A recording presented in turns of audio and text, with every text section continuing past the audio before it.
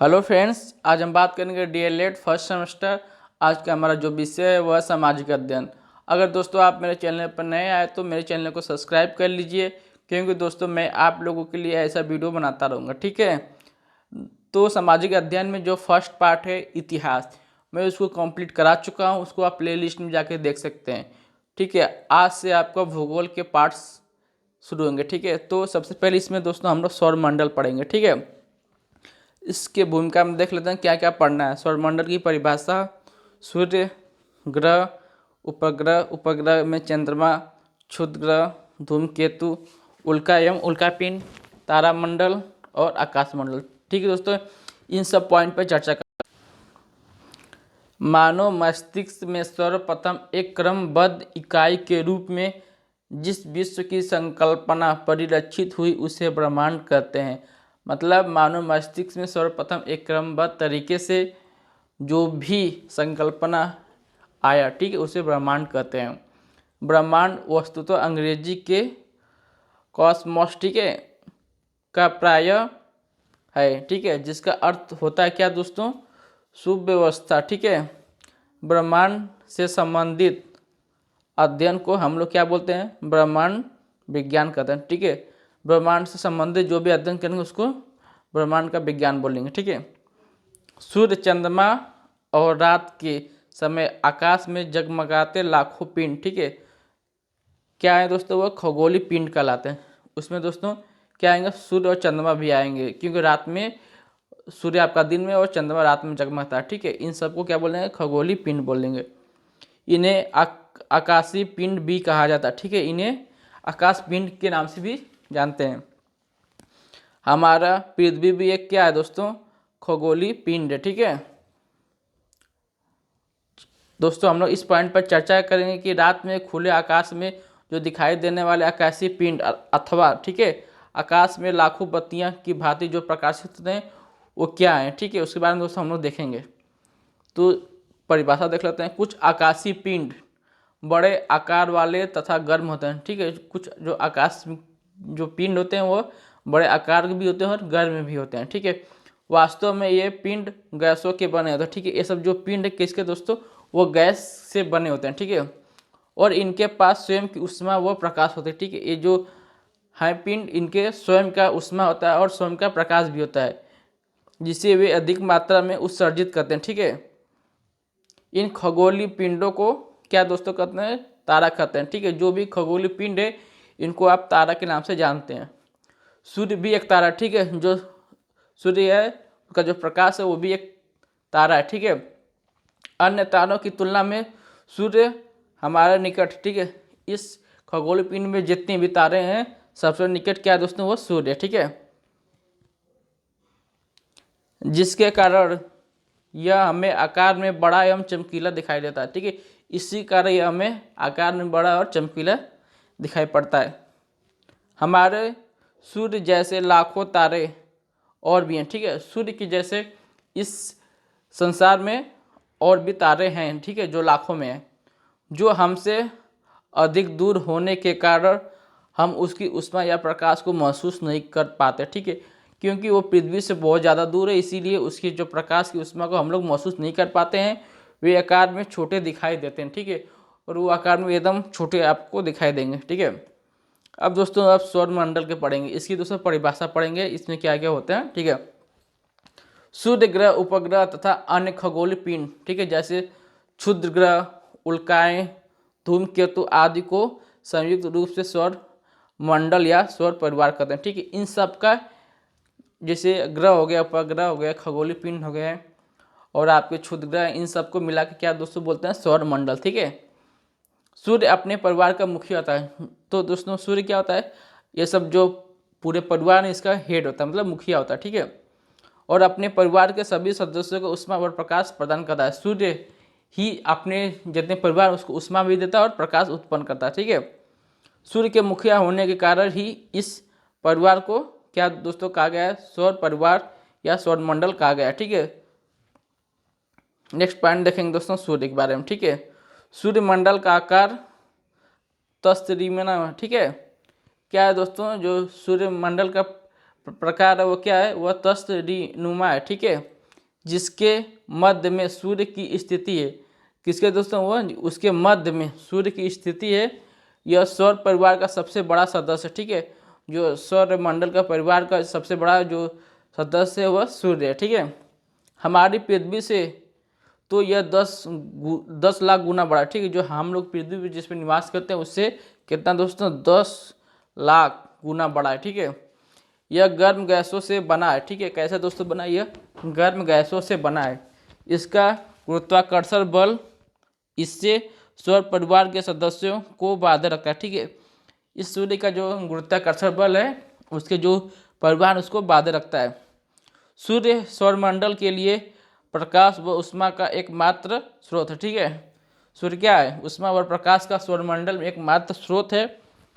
इस ऊर्जा के अभाव में पृथ्वी बिल्कुल ठंडी और निर्जीव हो जाएगी। अगर दोस्तों सूर्य का प्रकाश या ऊर्जा नहीं रहे तो ये पृथ्वी कैसी हो जाएगी दोस्तों, ठंडी और निर्जीव हो जाएगी, ठीक है। सूर्य पृथ्वी से लगभग 15 करोड़ किलोमीटर दूर है, ठीक है, मतलब 1.5 मिलियन, ठीक है। प्रकाश की गति लगभग कितनी है दोस्तों, 3 लाख किलोमीटर प्रति सेकेंड है, ठीक है। प्रकाश की गति कितनी, 3 लाख किलोमीटर प्रति सेकेंड, ठीक है। इतनी तीव्र गति से चलते हुए सूर्य का प्रकाश दोस्तों लगभग 8 मिनट में पृथ्वी पर पहुंच जाता, ठीक है। कहेंगे दोस्तों 8 मिनट आपको 16 सेकेंड दिखाई मिलेगा, ठीक है। नेक्स्ट पॉइंट देखते हैं दोस्तों, सौरमंडल के कुल द्रव्यमान का कितना दोस्तों, 99.85%, ठीक है, भाग सूर्य में संचित है, ठीक है। सौरमंडल के कुल द्रव्यमान का मतलब कि 99.85 सूर्य में ही संचित है।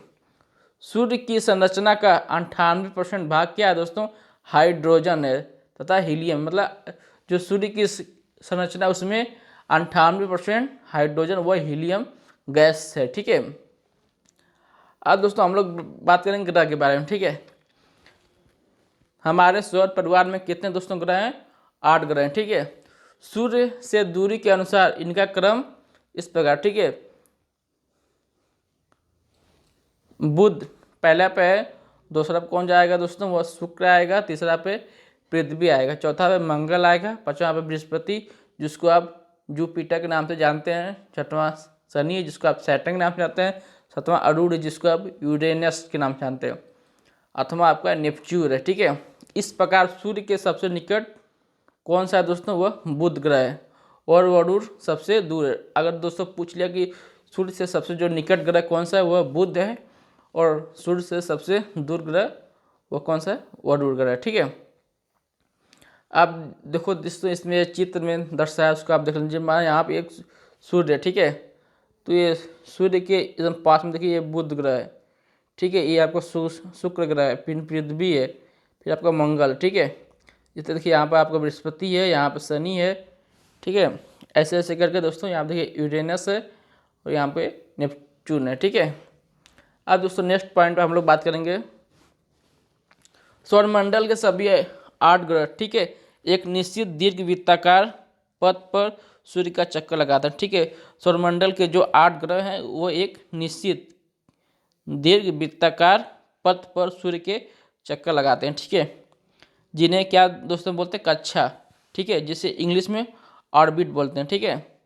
अभी तक प्लेटो को 9वां ग्रह कहा जाता था, मतलब प्लेटो को 9वां ग्रह कहा जाता था, किंतु चेक गणराज्य के प्राग शहर में अंतर्राष्ट्रीय खगोलीय संघ, ठीक है, अंतर्राष्ट्रीय खगोलीय संघ हुआ था जिसमें IAU के 10 सदस्यीय, ठीक है, 10 सदस्यीय अधिवेशन में 75 देशों के 2500 वैज्ञानिक ने समापन दिवस 24 अगस्त 2006 को निर्णय लिया कि प्लूटो अब ग्रह की श्रेणी से बाहर हो जाएगा, ठीक है, होगा मतलब कितने की तारीख दोस्तों, वो 24 अगस्त 2006 को प्लूटो को जो सौरमंडल के 9 ग्रह हैं उसमें निकाल के 8 ग्रह कर दिया गया, ठीक है, और इसे 52 ग्रह की संज्ञा दी गई, ठीक है।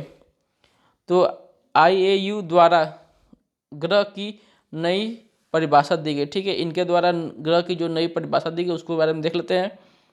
इसके अनुसार वह खगोलीय पिंड ग्रह कहलाएगा, ठीक है। तो पहले इसमें क्या दिया देख लेते हैं, जो अपनी निश्चित कक्षा में सूर्य की परिक्रमा करेगा, जिसकी एक निश्चित कक्षा होगी, ठीक है, वो ग्रह कहलाएगा जो निश्चित कक्षा में रहकर सूर्य की परिक्रमा करेगा, ठीक है। और दूसरा पॉइंट देख लेते हैं, आकार में लगभग गोल, ठीक है, उसका आकार जैसे कैसा होना चाहिए, गोल होना चाहिए, ठीक है। और तीसरा पॉइंट देख लेते हैं, अन्य ग्रहों की कक्षा का अतिक्रमण नहीं करता, मतलब अन्य ग्रह के अंदर वो परिक्रमा नहीं करता, ठीक है। नेक्स्ट पॉइंट देखेंगे दोस्तों, प्लूटो की कक्षा अन्य ग्रहों की तुलना में झुकी हुई है, ठीक है।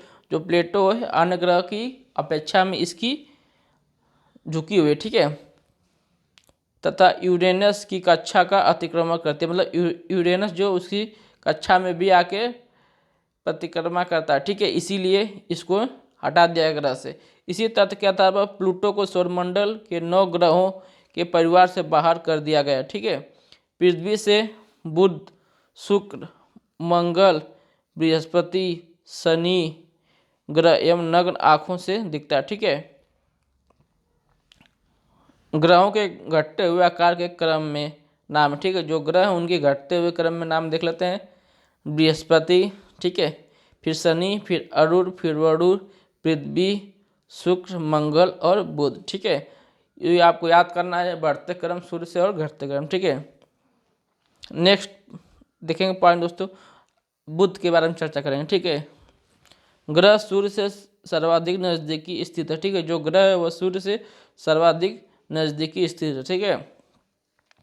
यही कारण है कि इसका दैनिक तापांतर सर्वाधिक है, ठीक है, क्योंकि सूर्य के नज़दीक होने के कारण इसका जो तापमान है वो सर्वाधिक है। इस ग्रह की कक्षीय गति, ठीक है, सर्वाधिक है, जो इसका कक्ष का गति वो सबसे ज़्यादा है, जो सूर्य की ओर सबसे कम समय, मतलब 88 दिन में एक परिक्रमा पूरी करता है। जैसे पृथ्वी 365 से 1/4 दिन लगाती है, वैसे बुध कितने दिनों में, 88 दिन में एक परिक्रमा पूरा कर लेता है। आकार में सबसे छोटा एवं सर्वाधिक तापांतर के कारण वायुमंडल का अभाव पाया जाता है, ठीक है। बुध के पास अपना कोई उपग्रह नहीं है, बुध एक ऐसा ग्रह है जिसका कोई उपग्रह नहीं है। शुक्र के अतिरिक्त बुध ग्रह को भी प्रातः एवं सायं का तारा कहा जाता है। जैसे शुक्र ग्रह को क्या कहा जाता है दोस्तों, शाम और सुबह का तारा कहा जाता है, ठीक है, वैसे आप बुध को भी कहा जाता है, ठीक है, क्योंकि दोनों ही ग्रह सूर्य तथा पृथ्वी के मध्य में स्थित हैं। ये दोनों ग्रह दोस्तों कहाँ स्थित थे, सूर्य और पृथ्वी के बीच में, ठीक है। इसलिए सूर्योदय के पहले तथा सूर्योदय के पश्चात दिखते हैं। यद्यपि बुध तारा नहीं है, ठीक है, यद्यपि बुध तारा नहीं है, तथापि अपनी चमक के कारण ही इसे उक्त संज्ञा प्राप्त है, ठीक है। नेक्स्ट पॉइंट देखें दोस्तों, शुक्र के बारे में, ठीक है। ग्रह पृथ्वी के सबसे नज़दीक, ठीक है, जो शुक्र ग्रह है वह किसके नज़दीक है, सबसे पृथ्वी के सबसे नज़दीक है।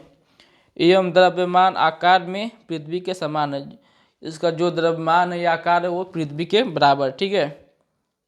इसलिए इसे पृथ्वी का वहन, ठीक है, इसलिए इसको क्या दोस्तों कहते हैं, पृथ्वी का वहन कहते हैं, ठीक है। सभी ग्रह में शुक्र ग्रह सर्वाधिक चमकीला दिखाई देता है। इस सौरमंडल में जो 8 ग्रह हैं इनमें सबसे ज़्यादा चमकीला आपका शुक्र ग्रह दिखाई देता है, ठीक है। शुक्र के चमकीलेपन के कारण इसका घने बादलों में युक्त वायुमंडल, ठीक है, इससे जो चमकीलापन है इसी के कारण इसका जो घने बादल से युक्त वायुमंडल है। शुक्र ग्रह का भी अपना कोई उपग्रह नहीं है, ठीक है, जो शुक्र ग्रह है उसका भी कोई उपग्रह नहीं है। इस ग्रह पर सर्वाधिक तापमान पाया जाता है, ठीक है, सबसे ज़्यादा तापमान किस ग्रह पर पाया जाता है दोस्तों, वह शुक्र ग्रह पर पाया जाता है। यह ग्रह घड़ी की सुई के अनुरूप घूर्णन करता है, ठीक है, जो घड़ी है की सुई है उसी के अनुरूप घूर्णन करता है, इसलिए यहाँ सूर्योदय पश्चिम दिशा में तथा सूर्यास्त पूर्व दिशा में होता है, ठीक है। नेक्स्ट पॉइंट दोस्तों हम लोग मंगल ग्रह के बारे में देखेंगे, ठीक है। मंगल ग्रह लाल रंग का दिखाई देता है, कैसा दोस्तों, लाल रंग का दिखाई देता है, इसलिए इसे लाल ग्रह की संज्ञा दी गई, ठीक है।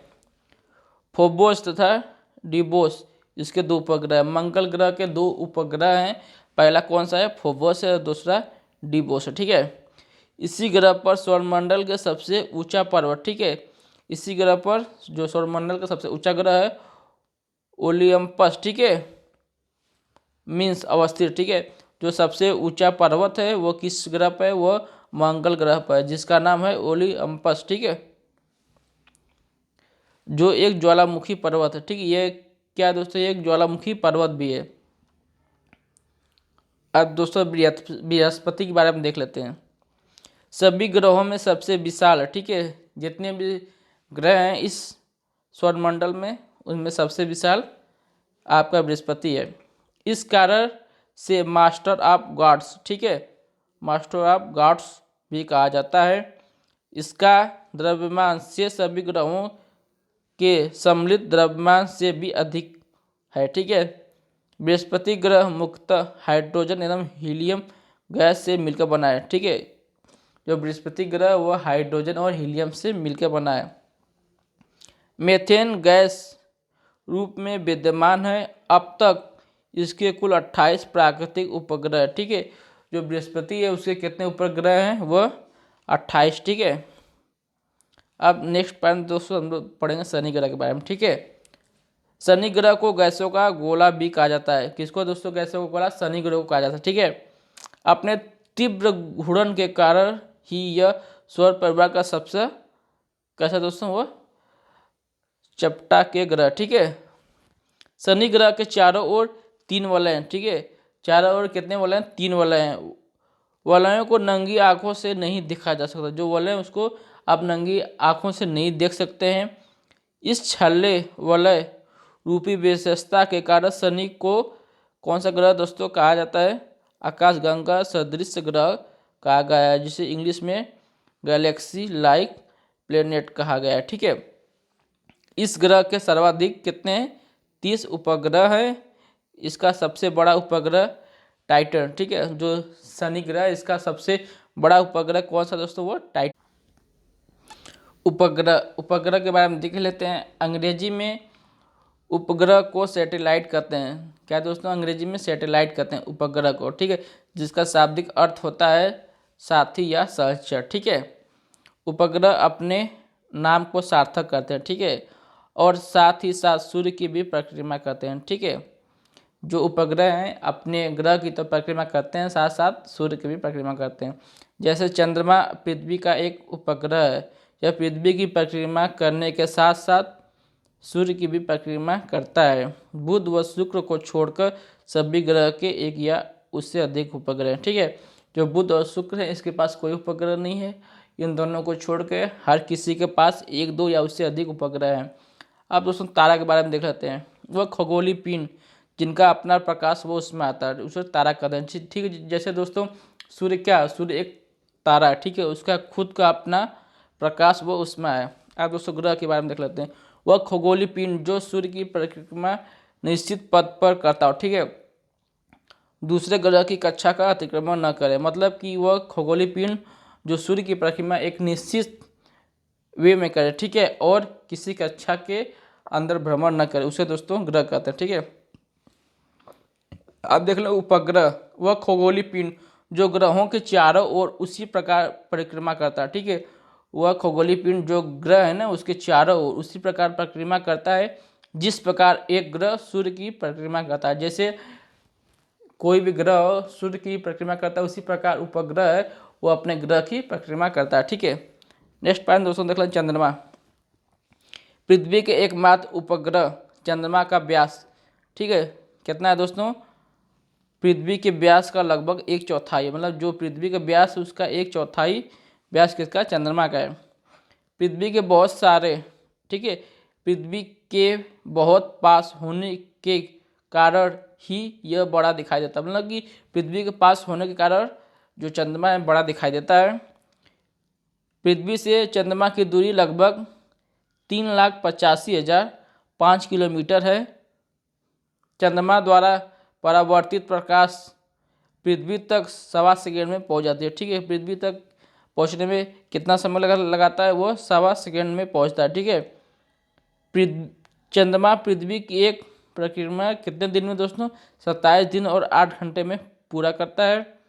इतने ही समय में यह अपनी अक्ष पर भी घूर्णन करता है। ठीक है, यही कारण है कि हमें चंद्रमा का सदैव एक ही भाग दिखाई देता है। ठीक है, घूर्णन गति के कारण इसका एक भाग दिखाई देता है। चंद्रमा पर न तो पानी है न ही वायु। ठीक है, अब नेक्स्ट क्षुद्र ग्रह कहते हैं। ठीक है, इस ग्रह में क्यों नहीं रखा गया है इसके बारे में देख लेते हैं। क्षुद्र ग्रह मंगल और बृहस्पति की कक्षाओं के बीच विशाल अंतराल में अनेक छोटे छोटे पिंड है। ठीक है, किसके? मंगल और बृहस्पति की कक्षाओं के बीच। ठीक है, जो सूर्य की परिक्रमा करते हैं। किसकी दोस्तों?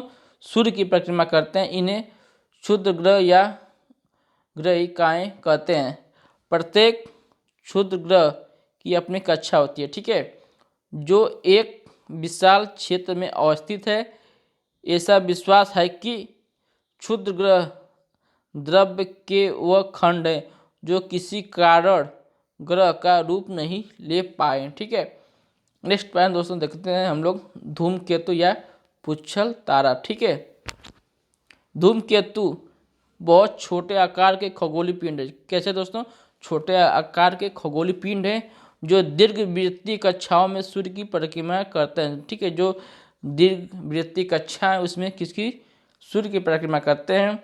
ये पृथ्वी से केवल तभी दृष्टिगोचर होते हैं। ठीक है, जब वे सूर्य के बहुत निकट आ जाते हैं।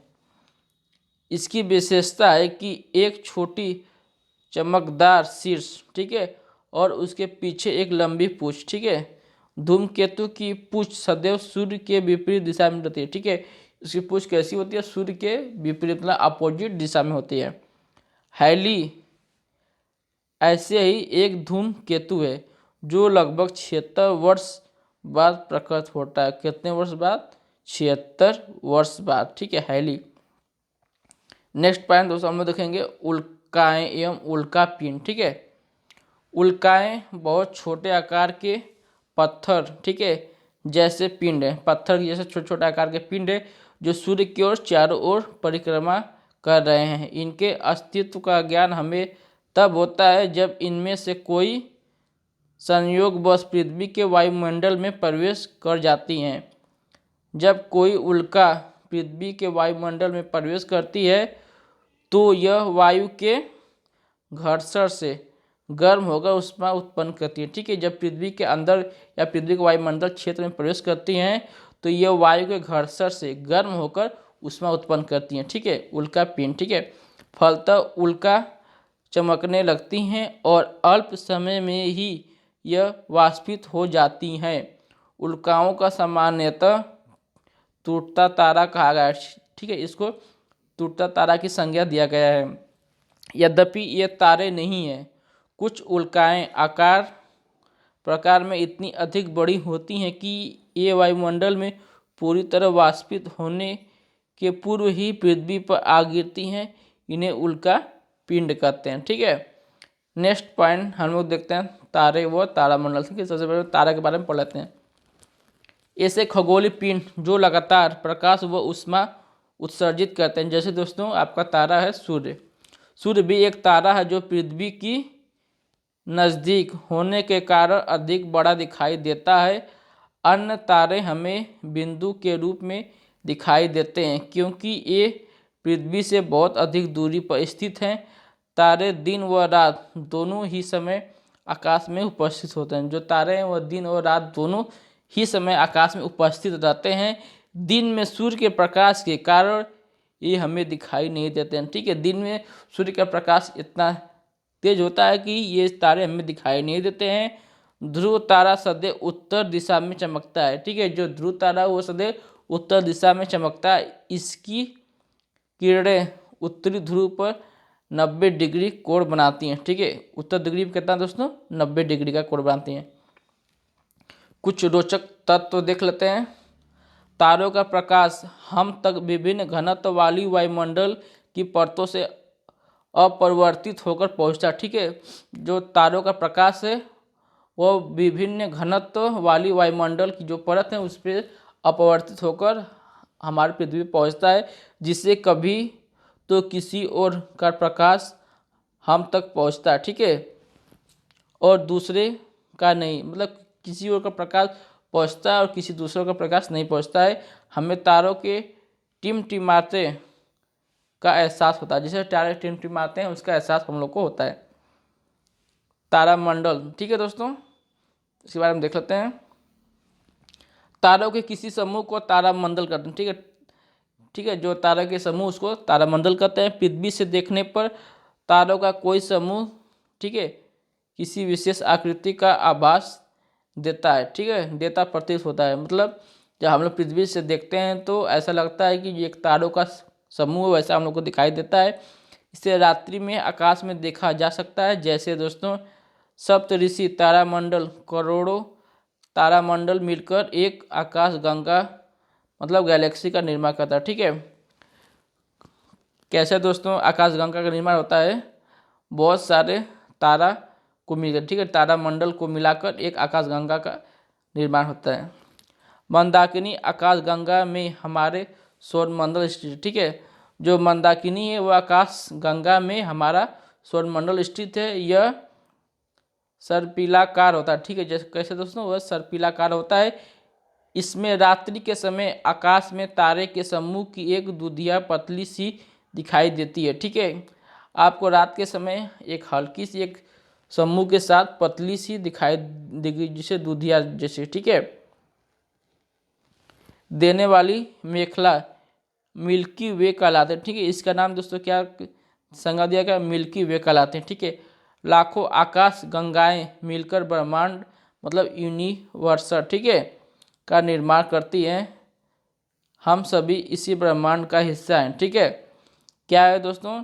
बहुत सारे आकाश गंगा हैं, वो मिलकर किसका दोस्तों? ब्रह्मांड का निर्माण करती हैं, ठीक है। और हम सब इसी का हिस्सा हैं, ठीक है। तो दोस्तों आपका हमारा वीडियो कैसा लगा? अच्छा लगा तो लाइक कीजिएगा, दोस्तों में शेयर कीजिएगा। अगर दोस्तों मेरे चैनल पर नहीं आए तो मेरे चैनल को सब्सक्राइब कर लीजिएगा, क्योंकि दोस्तों मैं आप लोगों के लिए ऐसा वीडियो प्रोवाइड करता रहूँगा। धन्यवाद।